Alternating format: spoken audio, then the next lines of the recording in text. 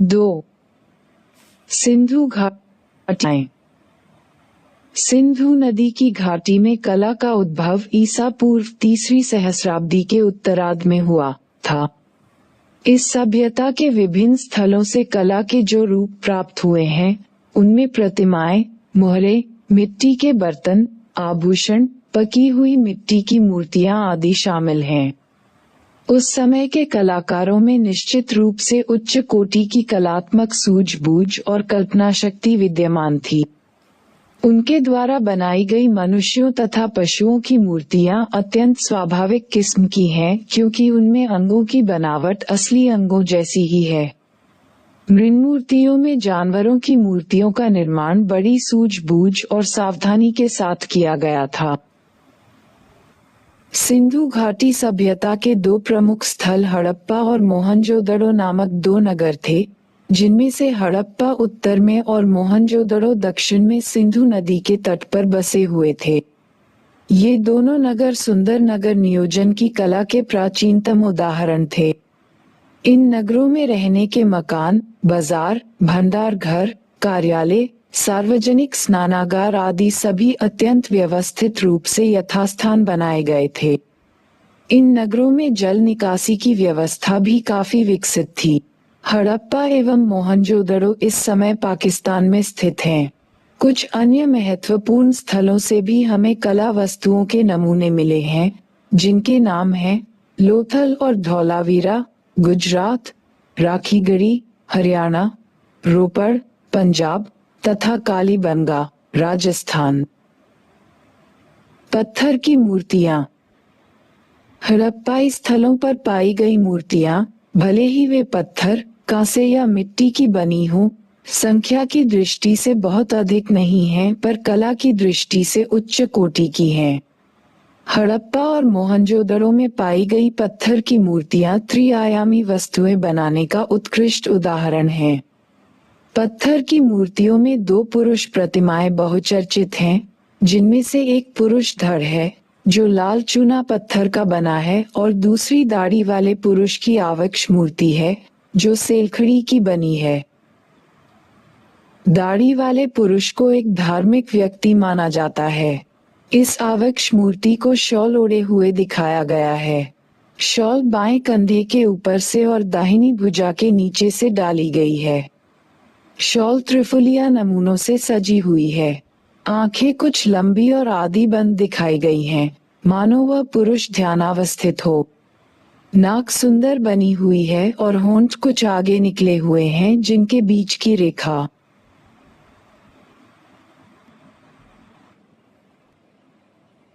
गहरी है। दाढ़ी, मूंछ और गलमुच्छें चेहरे पर उभरी हुई दिखाई गई हैं। कान सीप जैसे दिखाई देते हैं और उनके बीच में छेद हैं। बालों को बीच की मांग के द्वारा दो हिस्सों में बांटा गया है और सिर के चारों ओर एक सादा बना हुआ फीता बंधा हुआ दिखाया गया है। दाहिनी भुजा पर एक बाजूबंद है और गर्दन के चारों ओर छोटे छोटे छेद बने हैं, जिससे लगता है कि वह हार पहने हुए है।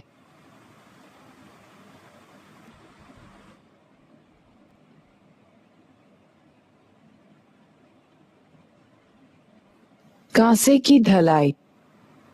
हड़प्पा के लोग कांसे की ढलाई बड़े पैमाने पर करते थे और इस काम में प्रवीण थे। इनकी कांस्य मूर्तियां कांसे को ढालकर बनाई जाती थीं। इस तकनीक के अंतर्गत सर्वप्रथम मोम की एक प्रतिमा या मूर्ति बनाई जाती थी। इसे चिकनी मिट्टी से पूरी तरह लीपकर सूखने के लिए छोड़ दिया जाता था। जब वह पूरी तरह सूख जाती थी तो उसे गर्म किया जाता था और उसके मिट्टी के आवरण में एक छोटा सा छेद बनाकर उस छेद के रास्ते सारा पिघला हुआ मोम बाहर निकाल दिया जाता था। इसके बाद चिकनी मिट्टी के खाली सांचे में उसी छेद के रास्ते पिघली हुई धातु भर दी जाती थी। जब वह धातु ठंडी होकर ठोस हो जाती थी तो चिकनी मिट्टी के आवरण को हटा दिया जाता था।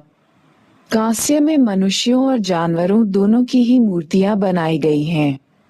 मानव मूर्तियों का सर्वोत्तम नमूना है एक लड़की की मूर्ति, जिसे नर्तकी के रूप में जाना जाता है। कांसे की बनी हुई जानवरों की मूर्तियों में भैंस और बकरी की मूर्तियां विशेष रूप से उल्लेखनीय हैं। भैंस का सिर और कमर ऊंची उठी हुई है तथा सींग फैले हुए हैं। सिंधु सभ्यता के सभी केंद्रों में कांसे की ढलाई का काम बहुतायत में होता था। लोथल में पाया गया तांबे का कुत्ता और पक्षी तथा कालीबंगा में पाई गई सांड की कांस्य मूर्ति को हड़प्पा और मोहनजोदड़ो में पाई गई तांबे और कांसे की मानव मूर्तियों से किसी प्रकार भी कमतर नहीं कहा जा सकता। मृंगमूर्तियां, टेराकोटा। सिंधु घाटी के लोग मिट्टी की मूर्तियां भी बनाते थे, लेकिन वे पत्थर और कांसे की मूर्तियों जितनी बढ़िया नहीं होती थीं। सिंधु घाटी की मूर्तियों में मातृदेवी की प्रतिमाएं अधिक उल्लेखनीय हैं। कालीबंगा और लोथल में पाई गई नारी मूर्तियां हड़प्पा और मोहनजोदड़ो में पाई गई मातृदेवी की मूर्तियों से बहुत ही अलग तरह की हैं। मिट्टी की मूर्तियों में कुछ दाढ़ी मूंछ वाले ऐसे पुरुषों की भी छोटी छोटी मूर्तियां पाई गई हैं, जिनके बाल गूंथे हुए, कुंडलित हैं, जो एकदम सीधे खड़े हुए हैं, टांगें थोड़ी चौड़ी हैं और भुजाएं शरीर के समानांतर नीचे की ओर लटकी हुई हैं। ठीक ऐसी ही मुद्रा में मूर्तियां बार बार पाई गई हैं, जिससे ये प्रतीत होता है कि ये किसी देवता की मूर्तियां हैं। एक सींग वाले देवता का मिट्टी का बना मुखौटा भी मिला है। इनके अलावा मिट्टी की बनी पहिएदार गाड़ियां, छकड़े, सीटियां, पशु पक्षियों की आकृतियां, खेलने के पासे, गिट्टियां, चक्रिका, डिस्क भी मिली हैं। मुद्राएं, मोहरें। पुरातत्वविदों को हजारों की संख्या में मोहरें, मुद्राएं मिली हैं, जो आमतौर पर सेलखड़ी और कभी-कभी गोमेद, चकमक पत्थर, तांबा, कांस्य और मिट्टी से बनाई गई थीं। उन पर एक सींग वाले सांड, गैंडा, बाघ, हाथी, जंगली भैंसा, बकरा, भैंसा आदि पशुओं की सुंदर आकृतियां बनी हुई थीं। इन आकृतियों में प्रदर्शित विभिन्न स्वाभाविक मनोभावों की अभिव्यक्ति विशेष रूप से उल्लेखनीय है। इन मुद्राओं को तैयार करने का उद्देश्य मुख्यतः वाणिज्यिक था। ऐसा प्रतीत होता है कि ये मुद्राएं बाजूबंद के तौर पर भी कुछ लोगों द्वारा पहनी जाती थीं, जिनसे उन व्यक्तियों की पहचान की जा सकती थी, जैसे कि आजकल लोग पहचान पत्र धारण करते हैं। हड़प्पा की मानक मुद्रा 2x2 इंच की वर्गाकार पटिया होती थी, जो आमतौर पर सेलखड़ी से बनाई जाती थी। प्रत्येक मुद्रा में एक चित्रात्मक लिपि खुदी होती थी, जो अभी तक पढ़ी नहीं जा सकी है। कुछ मुद्राएं हाथी दांत की भी पाई गई हैं। मुद्राओं के डिजाइन अनेक प्रकार के होते थे, पर अधिकांश में कोई जानवर, जैसे कि कुबड़दार या बिना कुबड़ वाला सांड, हाथी, बाघ, बकरे और दैत्याकार जानवर बने होते हैं। उनमें कहीं कहीं पेड़ों और मानवों की आकृतियां भी बनी पाई गई हैं। इनमें सबसे अधिक उल्लेखनीय एक ऐसी मुद्रा है जिसके केंद्र में एक मानव आकृति और उसके चारों ओर कई जानवर बने हैं। इस मुद्रा को कुछ विद्वानों द्वारा पशुपति मुद्रा कहा जाता है। आकार आधा से 2 इंच तक के वर्ग या आयत के रूप में, जबकि कुछ अन्य इसे किसी देवी की आकृति मानते हैं। इस मुद्रा में एक मानव आकृति पालथी मारकर बैठी हुई दिखाई गई है। इस मानव आकृति के दाहिनी ओर एक हाथी और एक बाघ, शेर है, जबकि बाईं ओर एक गैंडा और भैंसा दिखाए गए हैं। इन पशुओं के अलावा स्टूल के नीचे 2 बारहसिंगे हैं। इस तरह की मुद्राएं 2500-1900 ईसा पूर्व की हैं और ये सिंधु घाटी के प्राचीन नगर मोहनजोदड़ो जैसे अनेक पुरोस्थलों पर बड़ी संख्या में पाई गई हैं। इनकी सतहों पर मानव और पशु आकृतियां उत्कीर्ण हैं। इन मुद्राओं के अलावा तांबे की वर्गाकार या आयताकार पट्टियां, टैबलेट पाई गई हैं, जिनमें एक ओर मानव आकृति और दूसरी ओर कोई अभिलेख अथवा दोनों ओर ही कोई अभिलेख है। इन पट्टियों पर आकृतियां और अभिलेख किसी नोकदार औजार, छेनी से सावधानी पूर्वक काटकर अंकित किए गए हैं। ऐसा प्रतीत होता है कि ये ताम्रपट्टियां बाजूबंद की तरह भुजा पर बांधी जाती थीं।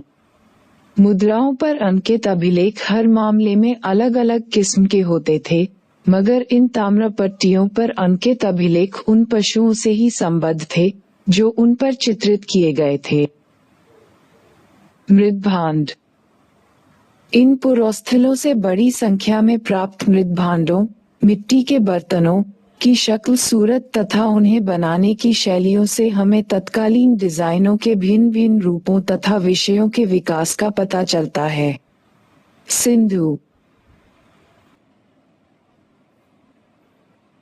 घाटी में पाए गए मिट्टी के बर्तन अधिकतर कुम्हार की चाक पर बनाए गए बर्तन हैं, हाथ से बनाए गए बर्तन नहीं। इनमें रंग किए हुए बर्तन कम और सादे बर्तन अधिक हैं। ये सादे बर्तन आमतौर पर लाल चिकनी मिट्टी के बने हैं। इनमें से कुछ पर सुंदर लाल या स्लेटी लेप लगी है। कुछ घुंडीदार पात्र हैं जो गुड़ियों की पंक्तियों से सजे हैं। काले रंगीन बर्तनों पर लाल लेप की एक सुंदर परत है, जिस पर चमकीले काले रंग से ज्यामितीय आकृतियां और पशुओं के डिजाइन बने हैं। बहुरंगी मृद्भांड बहुत कम पाए गए हैं। इनमें मुख्यतः छोटे छोटे कलश शामिल हैं जिन पर लाल, काले, हरे और कभी कभार सफेद तथा पीले रंगों में ज्यामितीय आकृतियां बनी हुई हैं। उत्कीर्णित बर्तन भी बहुत कम पाए गए हैं, और जो पाए गए हैं उनमें उत्कीर्णन की सजावट पेंदे पर और बलि स्तंभ की तश्तरियों तक ही सीमित थी। छिद्रित पात्रों में एक बड़ा छिद्र बर्तन के तल पर और छोटे छेद उनकी दीवार पर सर्वत्र पाए गए हैं। ऐसे बर्तन शायद पेय पदार्थों को छानने के काम में लाए जाते थे।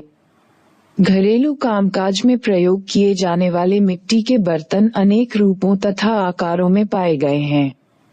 सीधे और कोणीय रूपों वाले बर्तन अपवाद के तौर पर भले ही मिले हों, पर लगभग सभी बर्तनों में सुंदर मोड़ पाए गए हैं।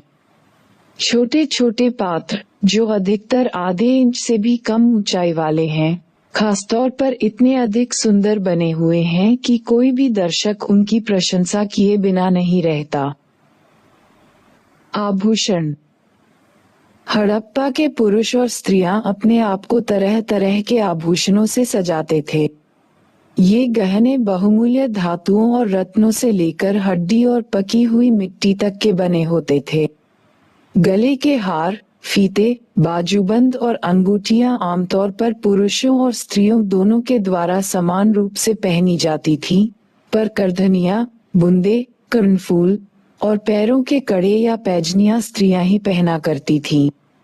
मोहनजोदड़ो और लोथल से ढेरों गहने मिले हैं, जिनमें सोने और मूल्यवान नगों के हार, तांबे के कड़े और मनके, सोने के कुंडल, बुंदे, झुमके और शीर्ष आभूषण, लटकने तथा बटने और सेखड़ी के मनके तथा बहुमूल्य रत्न शामिल हैं।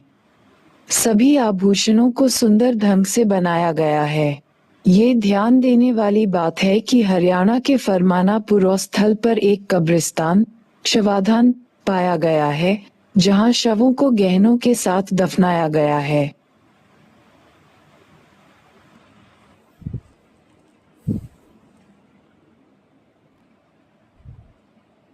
चन्हुदरो और लोथल में पाई गई कार्यशालाओं से पता चलता है कि मनके बनाने का उद्योग काफी अधिक विकसित था। मनके कार्निलियन, जमुनिया, सूर्यकांत, स्फटिक, कांचमणि, सेलखड़ी, फीरोजा, लाजवर्द मणि आदि के बने होते थे। इसके अलावा तांबा, कांसा और सोने जैसी धातुएं और शंख सीपियां और पकी मिट्टी भी मनके बनाने के काम में आती थीं। मनके तरह तरह के रूप और आकार के होते थे। कोई तश्तरीनुमा, बेलनाकार, गोल या ढोलकाकार होता था तो कोई कई खंडों में विभाजित। कुछ मनके 2 या अधिक पत्थरों के जोड़ से बने होते थे।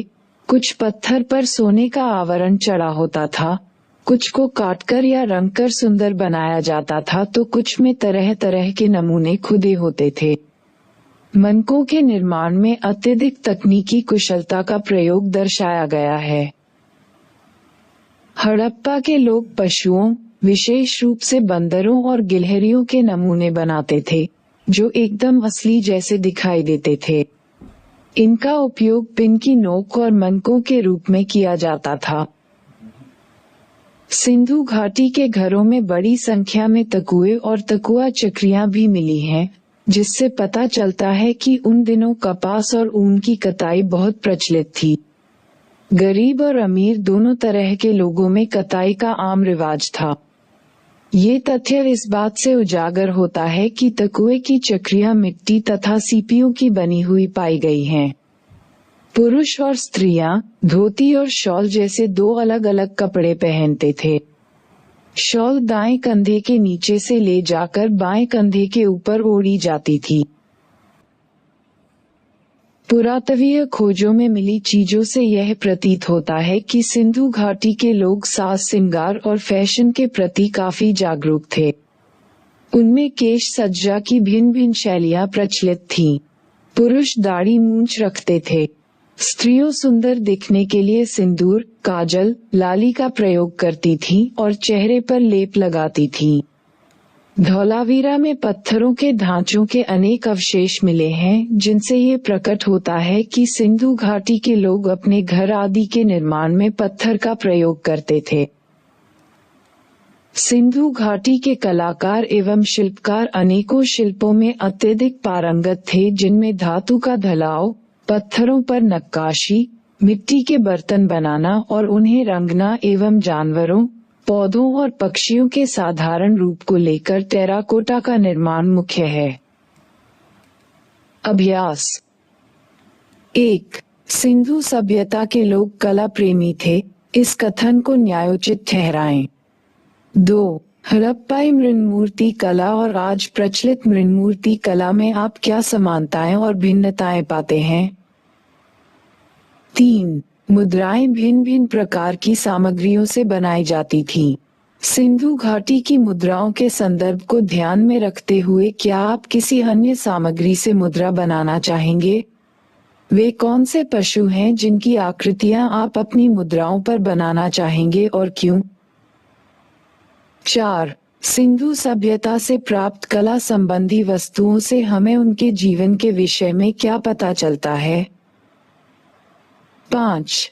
कल्पना कीजिए कि आप किसी संग्रहालय में संग्रहालय पाल क्यूरेटर के रूप में कार्य कर रहे हैं और आपको सिंधु कला के विषय में एक प्रदर्शनी बनानी है। सिंधु सभ्यता में उत्पादित और प्रयुक्त पत्थर, धातु और मिट्टी की बनी कम से कम 10 वस्तुओं के चित्र इकट्ठा करें और प्रदर्शनी बनाएं।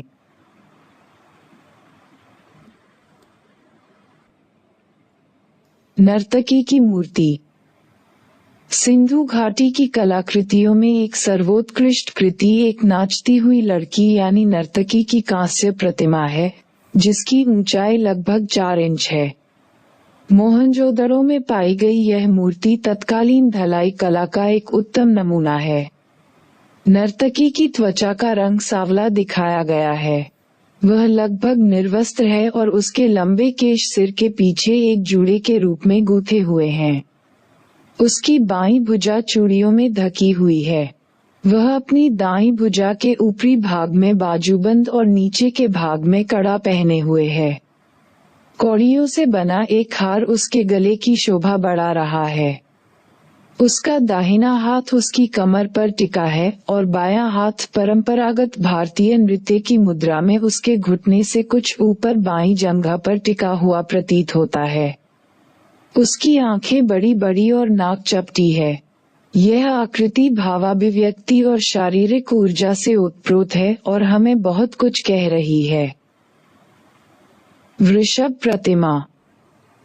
मोहनजोदड़ो में पाई गई यह कांस्य प्रतिमा विशेष रूप से उल्लेखनीय है क्योंकि इसमें एक भारी भरकम वृषभ को आक्रामक मुद्रा में बखूबी प्रस्तुत किया गया है।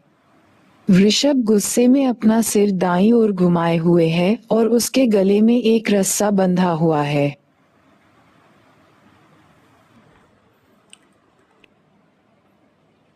पुरुष धड़। पुरुष धड़ की यह मूर्ति लाल बलुआ पत्थर की बनी है। इसमें सिर और भुजाएं जोड़ने के लिए गर्दन और कंधों में गड्ढे बने हुए हैं।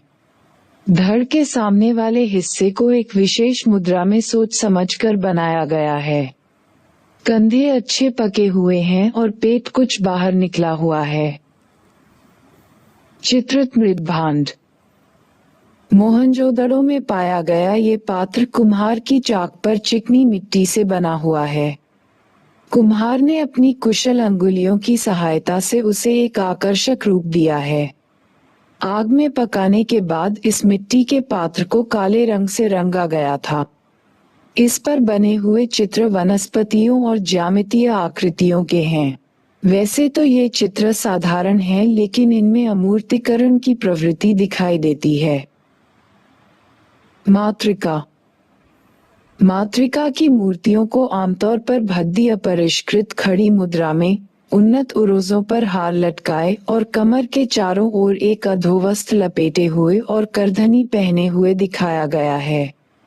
सिर पर पंखे जैसा आवरण और दोनों तरफ प्यालेनुमा उभार सिंधु घाटी की मातृ देवी की प्रतिमाओं की एक अलंकारिक विशेषता है। इन आकृतियों की गोल गोल आंखें और चोंच जैसी नाक बहुत भद्दी दिखाई देती है और उनका मुंह ऐसा लगता है कि जैसे चीरकर बनाया गया हो।